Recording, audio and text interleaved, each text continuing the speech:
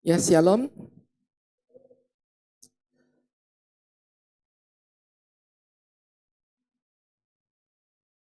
Sesuai dengan tema khotbah yang disampaikan oleh Bapak Gembala untuk tahun ini adalah eh, hidup dalam Kristus bertumbuh dan berdampak nyata yang diambil dari Kolose 2 ayat 6 sampai 7. Kolose 2 ayat 6 sampai 7 yang berkata, kamu telah menerima Kristus Yesus Tuhan kita, karena itu hendaklah hidupmu tetap di dalam Dia, hendaklah kamu berakar di dalam Dia, dan dibangun di atas Dia, hendaklah kamu bertambah teguh dalam iman yang telah diajarkan kepadamu, dan hendaklah hatimu melimpah dengan syukur. Nah, sesuai dengan tema khotbah yang disampaikan oleh Bapak Gembala, untuk subtema yang diberikan untuk saya hari ini adalah bertumbuh dalam firman, yang diambil dari Mazmur 1 ayat 1 sampai 3.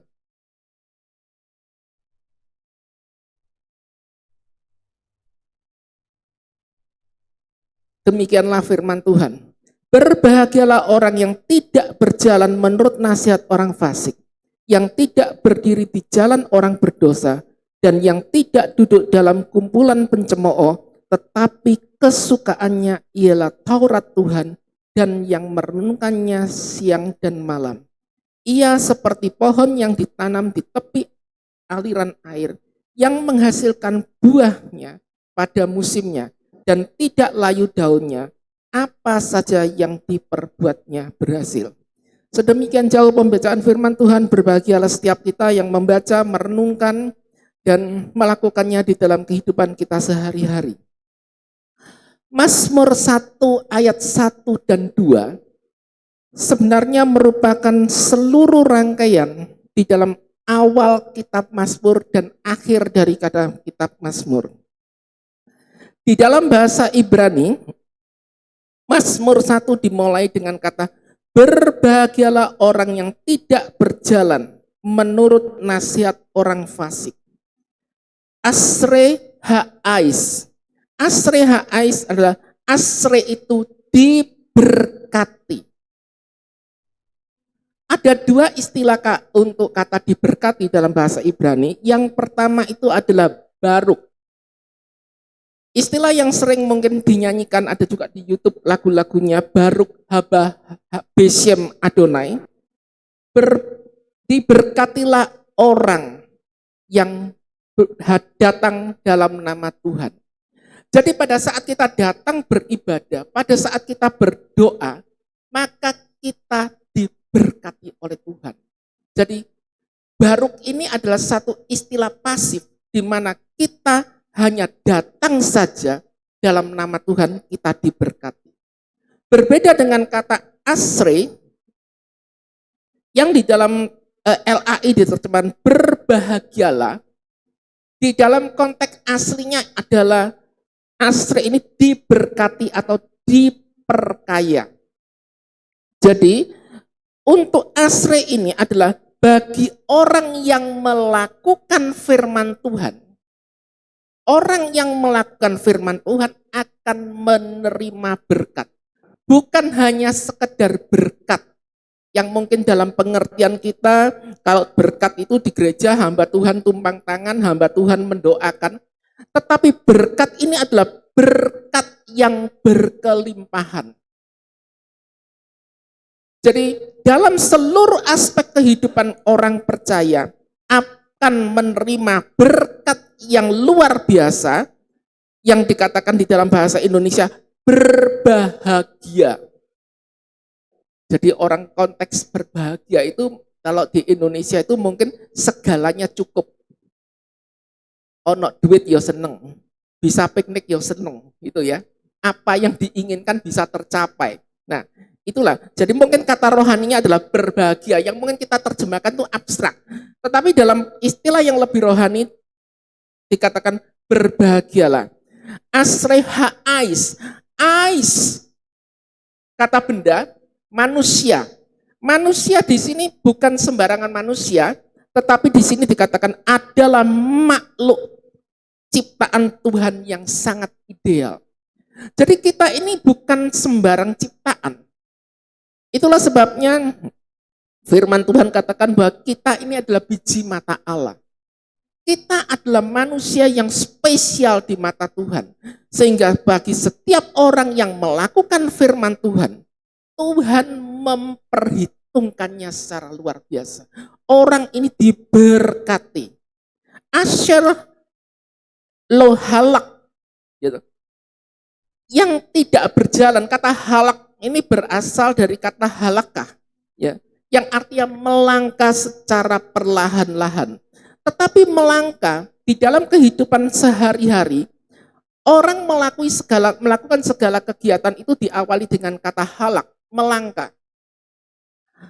Melangkah ini ada banyak langkah yang dikerjakan orang sebagai satu proses bahwa apa yang dilakukannya ini rata-rata adalah pekerjaan-pekerjaan yang bersifat rutinitas. Contoh, bangun tidur bagi sebagian besar orang sekarang adalah yang pertama dipegang adalah HP. Itu ritual. Bangun tidur mata dibuka, yang diraba pertama HP. Lalu apa yang dibuka di HP? Ya puji Tuhan kalau yang dibuka adalah renungan dan berdoa pagi. Tetapi apa yang kemudian dilihat adalah notifikasi. Itu juga proses. Kita berjalan melakukan banyak hal di dalam kehidupan kita. Itulah kenapa dikatakan berbahagialah orang yang tidak berjalan, yang tidak melakukan nasihat orang fasik. Bahasa aslinya adalah nasihat orang jahat. Apa itu nasihat orang jahat? Nasihat orang jahat itu dikatakan di sini adalah cara berpikir orang jahat. Ada banyak setiap hari kita bergaul dengan orang, pada setiap hari kita berbincang-bincang dengan orang. Ada berapa banyak hal baik yang kita terima dalam kehidupan kita. Lalu seberapa banyak kita menyerap apa yang kita dengar, baik itu berupa saran, baik itu nasihat, yang dikatakan bahwa nasihat-nasihat ini adalah nasihat orang jahat. Bahasa rohaninya nasihat orang fasik. Di mana sering kita melakukan hal-hal itu sebagai prioritas di dalam kehidupan kita. Sehingga, oh kalau menurut ini harusnya begini, oh kalau menurut ini harusnya begini. Nah sekarang ini kadang saran benar itu sulit untuk diterima. Orang lebih percaya pada apa kata orang dan apa kata Mbak Google. Sehingga apapun yang mungkin disampaikan, saran-saran baik yang disampaikan melalui mimbar, melalui orang tua, kadang-kadang ini sulit untuk diterima. Karena apa? Orang lebih percaya kepada orang lain atau Mbak Google. Nah, untuk itulah firman Tuhan mengingatkan kepada kita pada pagi hari ini. Dalam Amsal 14 ayat 12 berkata, ada jalan yang disangka orang lurus, tetapi ujungnya menuju maut. Itulah kenapa firman Tuhan dikatakan, berbahagia orang yang tidak berjalan menurut orang fasik. Lakukanlah apa yang bisa kita kerjakan menurut standar-standar firman Tuhan agar hidup kita memperoleh berkat Tuhan. Hidup kita diberkati oleh Tuhan karena kita dipastikan berjalan di trek yang benar. Karena trek yang benar ini pasti akan membawa kita ke tujuan yang tepat.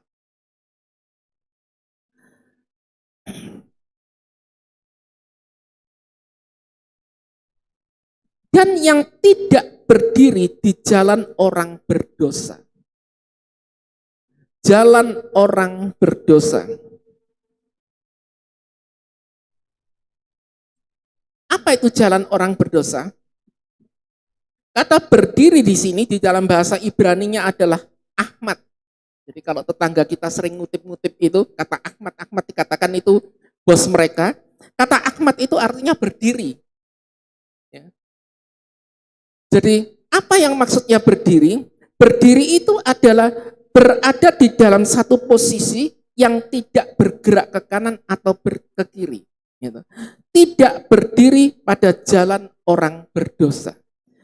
Sehingga orang yang berdiri di dalam jalan kebenaran adalah orang-orang yang melakukan tindakan-tindakan yang sesuai dengan firman Tuhan.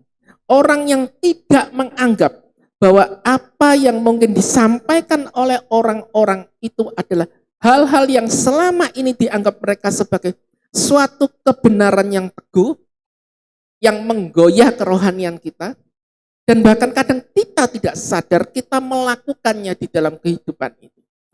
Itulah yang katakan, ada banyak hal yang dikatakan berjalan di dalam jalan orang berdosa adalah dimulai dengan kebohongan kecil.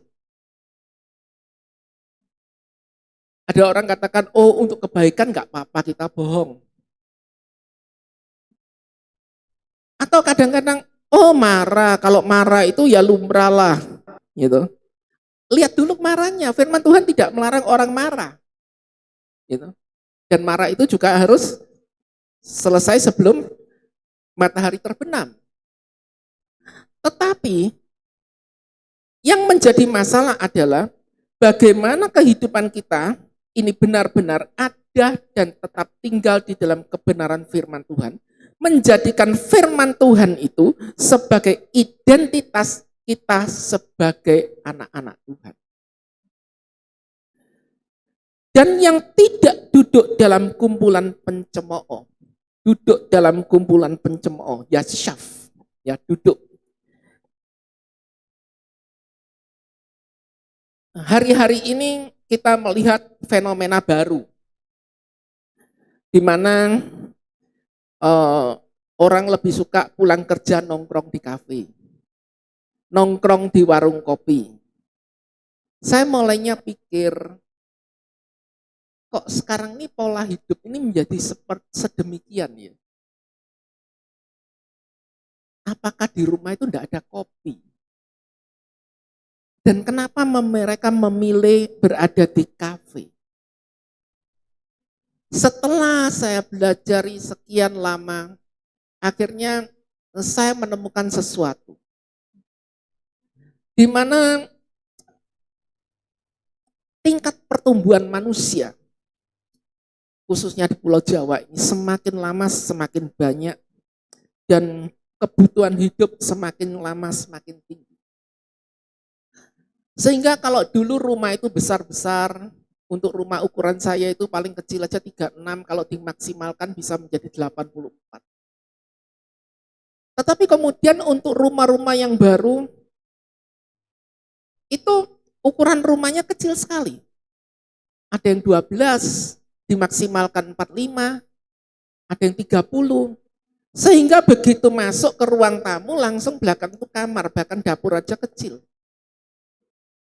Sehingga kadang-kadang orang bekerja dari pagi sampai sore atau pulang sekolah dari pagi atau sore, ya kan, akan membawa tamu ke rumah aja merasa tidak nyaman karena privasi di rumah itu menjadi kurang leluasa, di mana jam-jam itu adalah jam keluarga atau jam orang-orang istirahat. Sehingga anak-anak sekarang cenderung belajar di kafe. Bapak-bapak sering kadang terima tamu di rumah juga kadang nggak enak kalau temannya suka ngobrol sampai malam, sehingga mereka menggunakan waktunya lebih banyak di kafe. Mereka tinggal di sana untuk waktu yang cukup lama, kadang-kadang sampai 3 jam. Esensi daripada apa yang dibicarakan, kalau itu hal yang sangat penting sih enggak apa-apa. Tetapi banyak orang yang hari-hari ini sepulang kerja melakukan kegiatannya duduk-duduk di kafe, ngobrol, mendengarkan musik, bahkan pola dan gaya hidup mereka berubah. Inilah yang disebut sebagai yasaf. Yasaf, duduk, tinggal, menetap, dan menjadikan suatu gaya hidup yang baru sebagai identitas baru, bahwa Mereka rutinitasnya menjadi begitu. Lalu kalau di situ tuh kumpulannya apa? Ini yang ditekankan oleh firman. Yang tidak duduk dalam kumpulan pencemooh. Apa sih pencemooh itu? Pencemooh itu adalah orang yang meremehkan kebenaran, yang meremehkan iman, dan meremehkan kekudusan. Yaitu letshim. Letshim.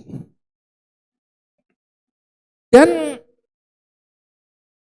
kenapa hal ini perlu untuk ditekankan di dalam Mazmur 1 ayat 1 ini?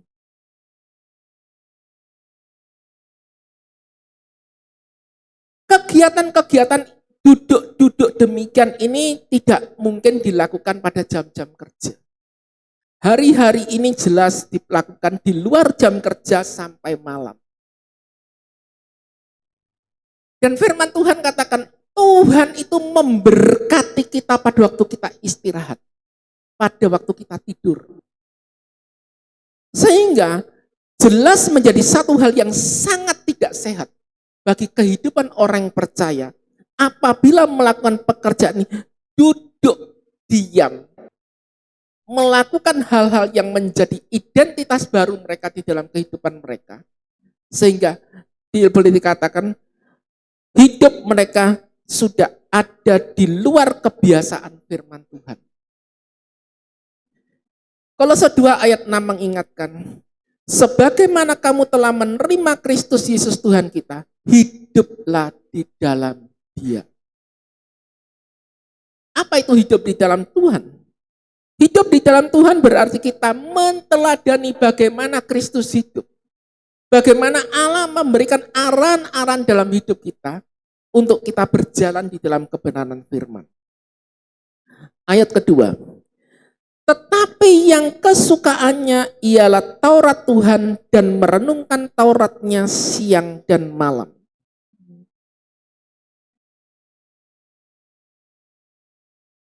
Taurat Tuhan. Taurat dalam bahasa Ibrani disebut dengan Torah atau firman Tuhan. Bukan hanya sekedar hukum. Tetapi firman Tuhan adalah arahan hidup. Instruksi yang penuh kasih dari Allah. Firman Tuhan adalah panduan kehidupan keluarga dan bukan aturan atau beban yang memberatkan. Dan yang kesukaannya adalah Taurat Tuhan, kesukaan, syefet. Artinya adalah kesenangan yang begitu mendalam, kerinduan yang ada di dalam hatinya, sesuatu yang dicari bukan karena paksaan. Jadi orang yang kesukaannya firman Tuhan adalah orang yang sangat rindu untuk membaca firman Tuhan. Orang yang memiliki kesenangan yang sangat dalam akan firman Tuhan. Nah, kesenangan yang sangat dalam ini perlu dipertegas. Bahwa orang yang hafal firman Tuhan saja tidak cukup. Saya teringat pada waktu saya menjalankan misi ke Filipina tahun 2021. Saya berada di desa-desa di sana. Setiap saya menyampaikan firman Tuhan, wah, orang-orang di sana luar biasa. Mereka tidak pernah ke gereja. Dan rata-rata usia-usia mereka kalau sudah lulus sekolah, gitu, itu ya kalau lulus SMA, lulus universitas itu maklumlah mereka masih fresh. Tetapi orang-orang kadang-kadang itu sudah berumur 40, umur 50, umur 70 bahkan.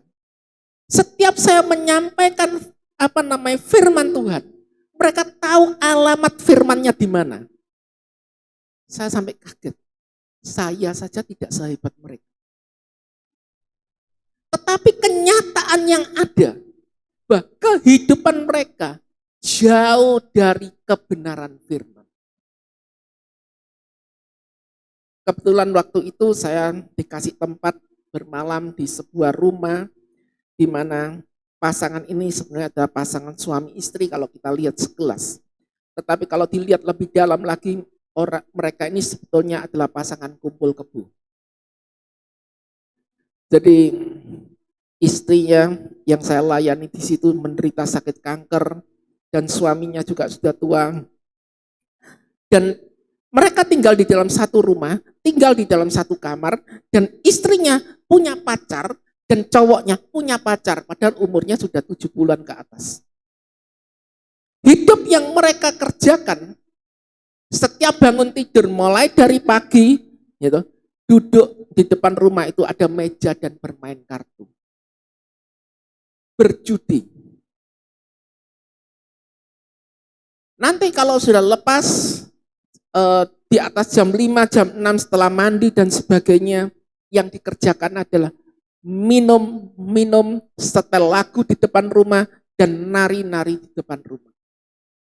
Mereka adalah orang-orang yang menyebut diri mereka sebagai orang percaya.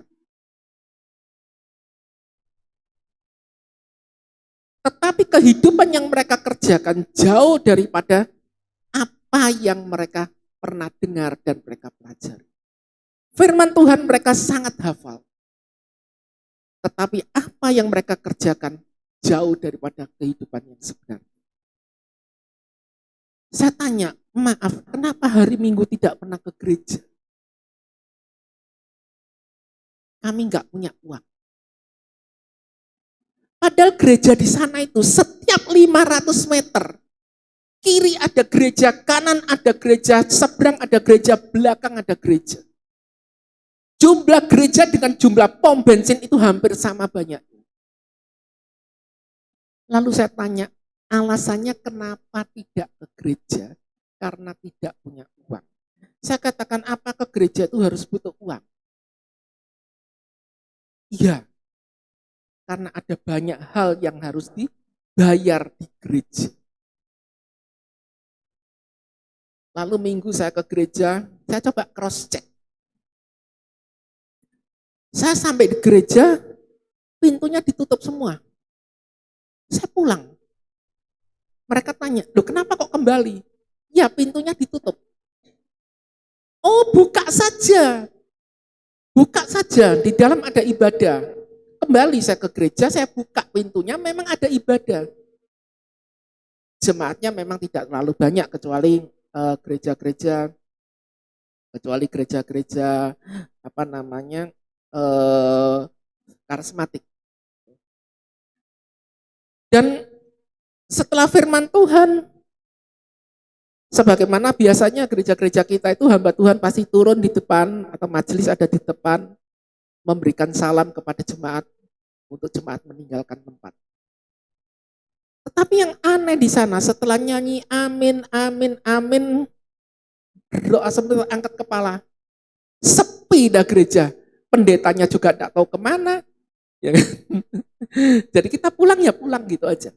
Nah, setelah saya belajar banyak hal, apa yang dilakukan di sana ternyata memang nggak gampang. Untuk seorang melahirkan anak saja, undang pendeta itu butuh biaya. Untuk seorang anak itu akan diserahkan atau dibaptis, mereka harus lapor ke gereja berapa hari sebelumnya, dan gereja akan mendata siapa-siapa orangnya yang hadir, usianya berapa, ukuran bajunya berapa, dan gereja yang menjadi IO-nya. Jadi nanti dipesankan rumah makan di mana, kemudian dipasang banner, mereka diseragamin kaos semua. Acara-acara semacam itu yang dilakukan oleh gereja-gereja di tengah komunitas masyarakat yang memang miskin. Padahal kalau saya melihat ada hal-hal yang sangat luar biasa.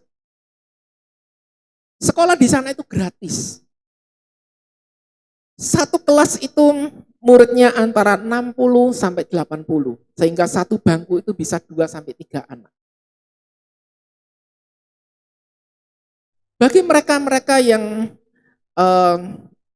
orang tuanya kerja sebagai overseas Filipino worker, kalau di sini adalah TKW, itu nggak mau menyekolahkan anak-anak mereka di sekolah negeri.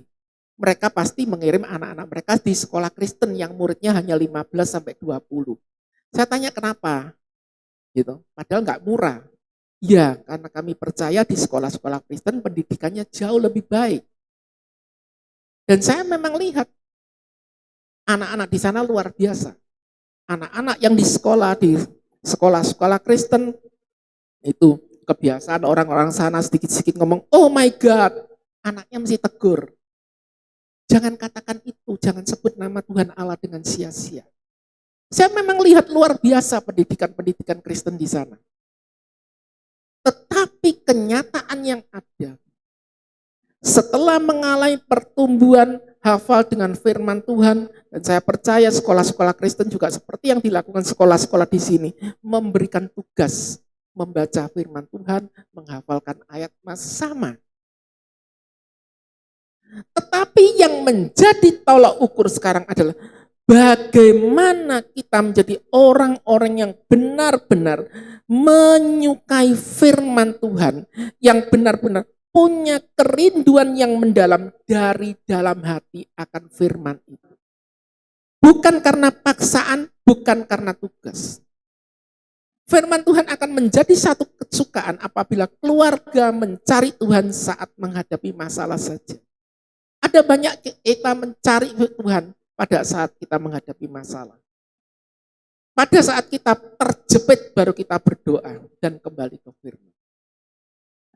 Itulah yang diharapkan dalam Mazmur 1 ayat 2. Tetapi yang kesukaannya adalah Taurat Tuhan dan yang merenungkan Taurat itu siang dan malam.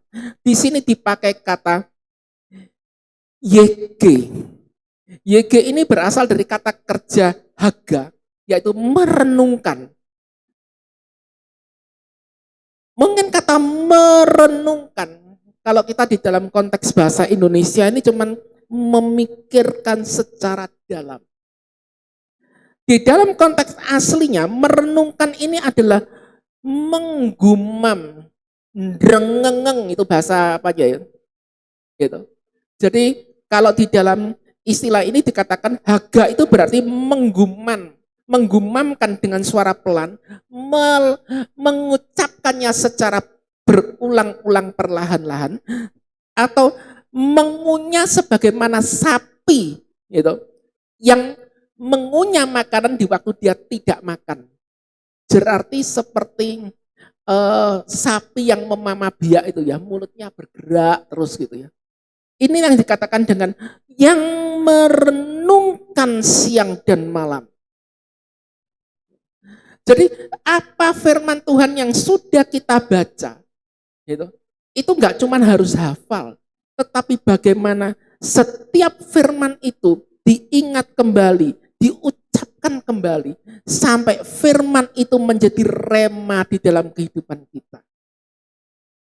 Mendarah daging merasuk di dalam sanubari kita. Sehingga firman itu meresap dalam kehidupan kita. Sehingga pada saat kita melakukan segala sesuatu, kita dikontrol oleh firman. Firman yang kita baca akan muncul di saat kita bicara. Firman yang kita baca dan kita renungkan itu akan terterap di dalam kehidupan kita secara otomatis. Jadi apa yang dikerjakan pada waktu kita merenungkan firman Tuhan siang dan malam ini, maka disitulah akan muncul suatu tindakan-tindakan yang disebut autorespon. Bukan sesuatu yang dipaksakan atau sesuatu yang menjadikan agar kita kelihatan menjadi orang yang rohani.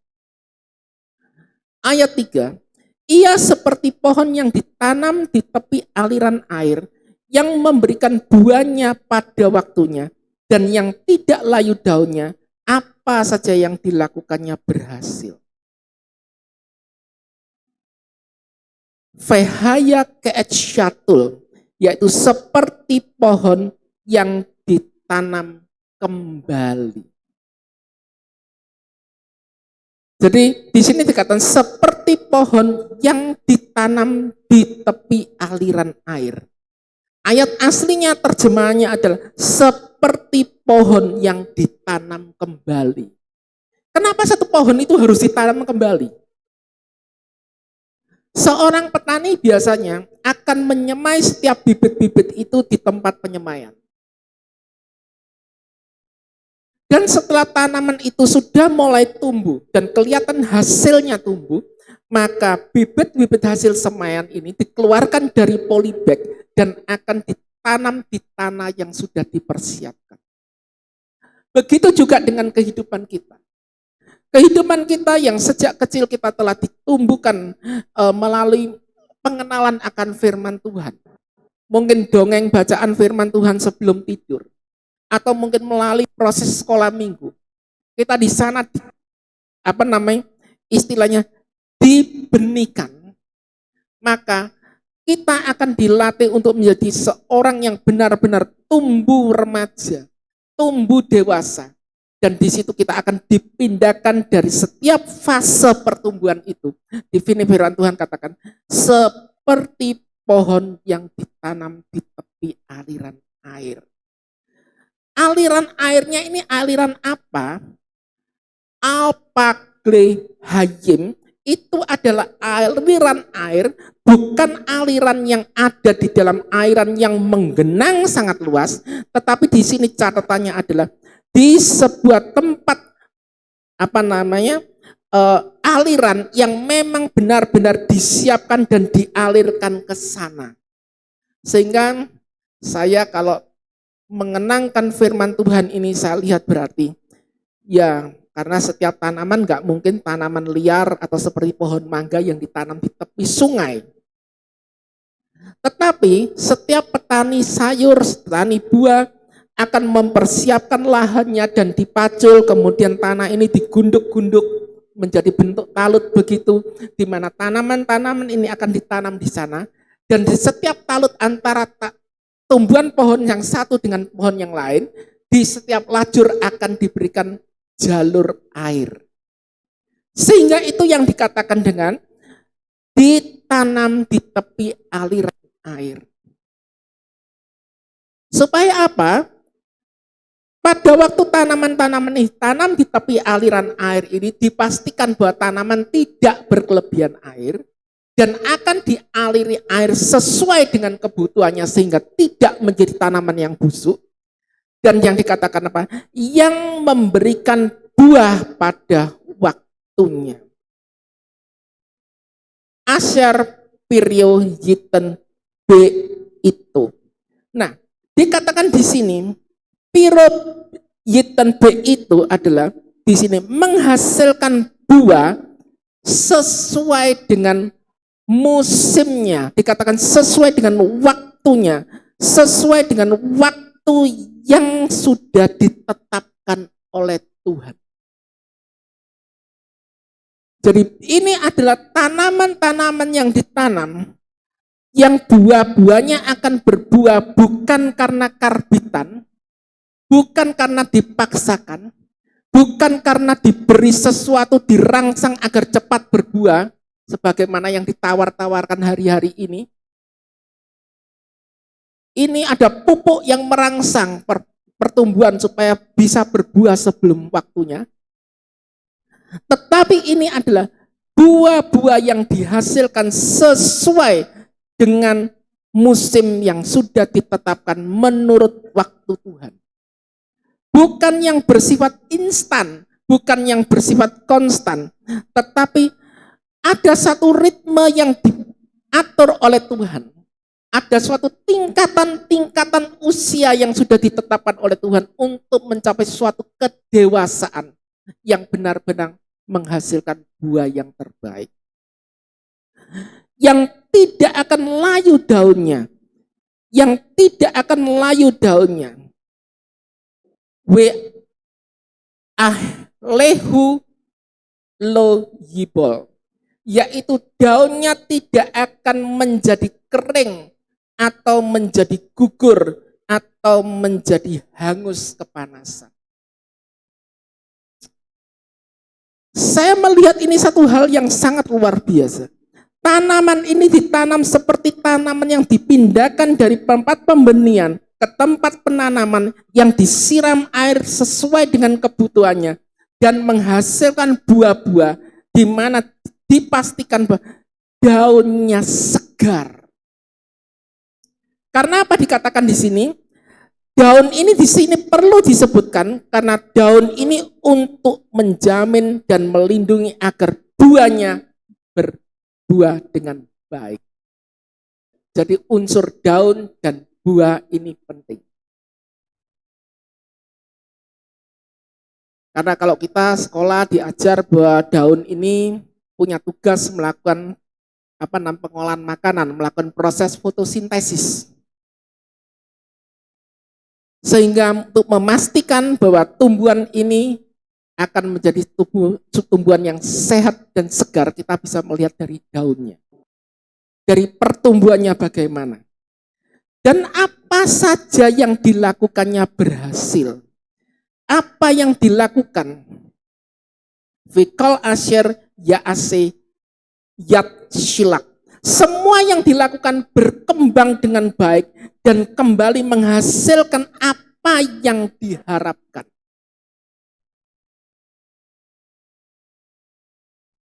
Saya waktu pelayanan beberapa tahun silam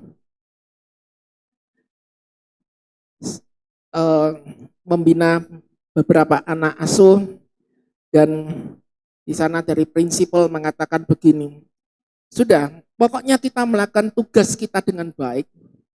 Soal apa yang kita kerjakan, itu nanti buahnya menjadi manis atau masam, itu terserah Tuhan. Tapi kemudian pada waktu saya merenungkan firman ini, ternyata tidak begitu. Karena apa? Kehidupan orang Kristen ini ternyata tidak bisa dibiarkan tumbuh liar.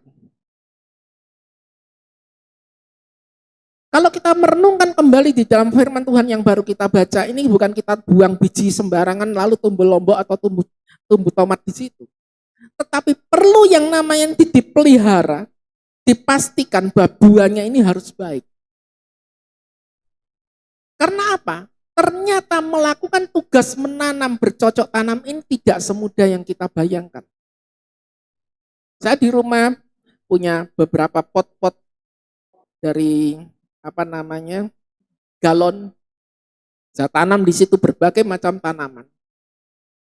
Saya pastikan dengan pemupukan, saya pastikan dengan penyiraman. Ternyata pada waktu tanaman-tanaman tumbuh ini ada banyak hal yang terjadi.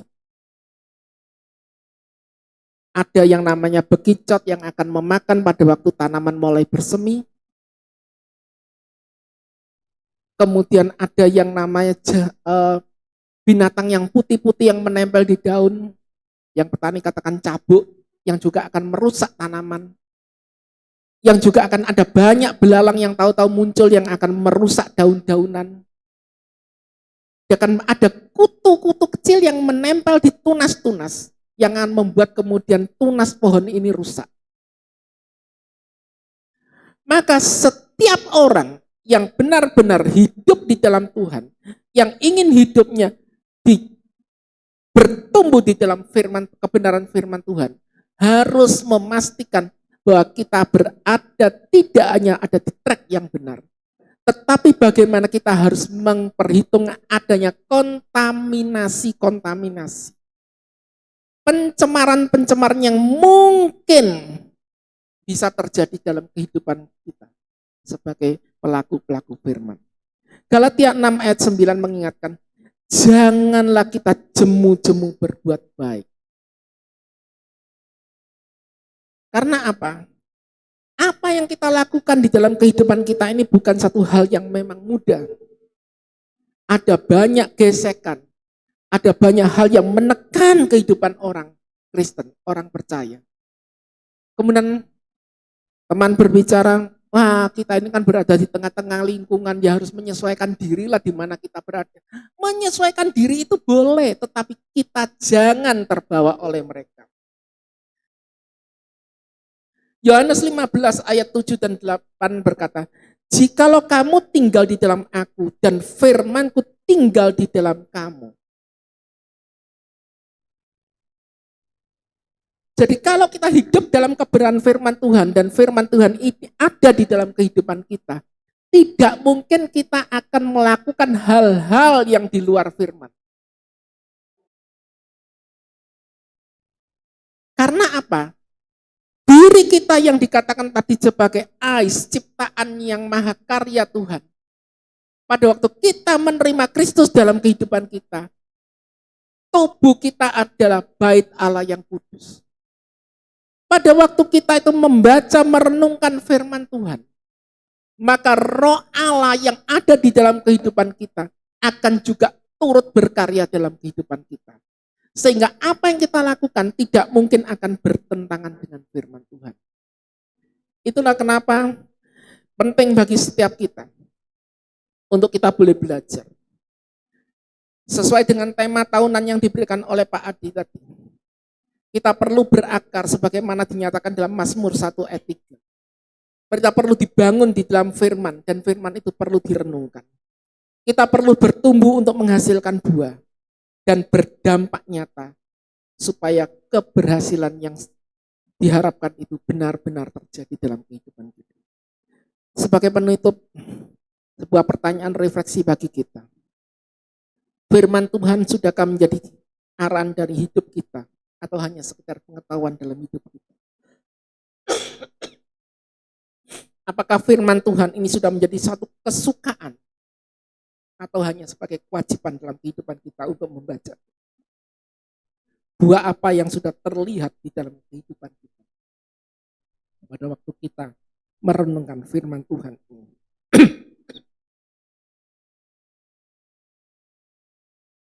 Karena apa?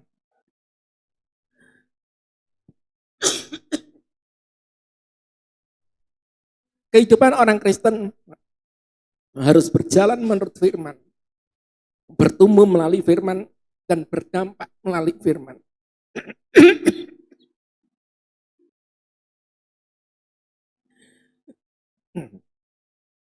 Di dalam Mazmur 2 ayat 12, coba mungkin bisa ditampilkan.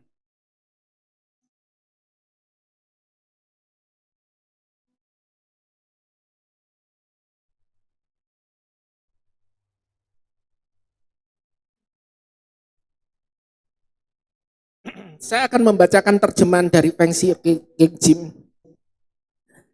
Ciumlah anak itu, jangan sampai ia murka dan kamu binasa di jalan. Ketika murkanya sedikit menyala, berbahagialah semua orang yang percaya kepadanya. Jadi akhir daripada kitab Mazmur 1 ayat 2 juga ditutup dengan berbahagialah. Asre, diperkaya semua orang yang percaya kepadanya. Biarlah setiap kita yang sudah mendengarkan firman Tuhan ini benar-benar boleh menghidupi firman Tuhan dalam kehidupan kita. Kenapa kita itu perlu untuk diperkaya? Diperkaya bukan hanya masalah diperkaya secara keuangan. Diperkaya bukan hanya sekedar diperkaya dengan berkat-berkat. Pengertian diperkaya, Mazmur 16 ayat 16 berkata, Amsal 16 ayat 16 berkata, memperoleh hikmat sungguh jauh lebih melebihi memperoleh emas, dan mendapatkan pengertian jauh lebih berharga daripada mendapatkan perak. Jadi orang yang merenungkan firman Tuhan, di hidupnya akan diberikan hikmat oleh Tuhan. Orang yang berhikmat dicontohkan seperti kehidupan seorang Raja Salomo. Dia ada raja yang benar-benar diberikan hikmat oleh Tuhan untuk menjadi satu pemimpin bagi bangsa yang bebal, bangsa yang sulit untuk diatur. Dan hikmat ini penting. Dengan hikmat, maka kita memperoleh pengetahuan. Dengan pengetahuan itu maka dikatakan kita diperkaya lebih dari mendapatkan perak. Amsal 8 ayat 19 katakan, buahku lebih berharga daripada emas. Bahkan daripada emas tua. Hasilku lebih daripada perak pilihan. Jadi buah dari kehidupan orang Kristen itu lebih berharga daripada emas. Buah-buah orang Kristen itu dikatakan apa? buah-buahnya itu lebih berharga. Jadi kita tidak hanya cukup memiliki yang namanya buah-buah roh dalam kehidupan kita, tetapi apa yang Tuhan berikan kepada kita itu hikmat itu memperkaya kita dalam segala hal. Amsal 3 ayat 14-15 berkata, karena keuntungannya melebihi keuntungan perak dan hasilnya melebihi emas, ia lebih berharga daripada permata, apapun yang kau inginkan tidak dapat menyamainya. Jadi kita nggak perlu lagi iri terhadap orang-orang yang kita lihat kehidupan mereka berhasil melalui cara-cara yang mungkin ya tidak salah kalau dengan pendidikan mereka bisa kaya, tidak salah juga dengan usaha mereka bisa kaya. Tapi kita melihat bahwa orang-orang yang dipelihara oleh Tuhan di dalam kebenaran firman Tuhan, bertumbuh di dalam, berakar di dalam Kristus dan bertumbuh di dalam firman, maka hidupnya bisa melebihi daripada mereka. Marilah kita bersama-sama tunduk kepala. Kita renungkan kembali firman Tuhan ini. Sudahkah kita memiliki gaya hidup sebagaimana yang dipaparkan Mazmur 1-3? Bagaimana dengan gaya hidup kita, karakter hidup kita, proses di dalam kehidupan kita itu jauh lebih penting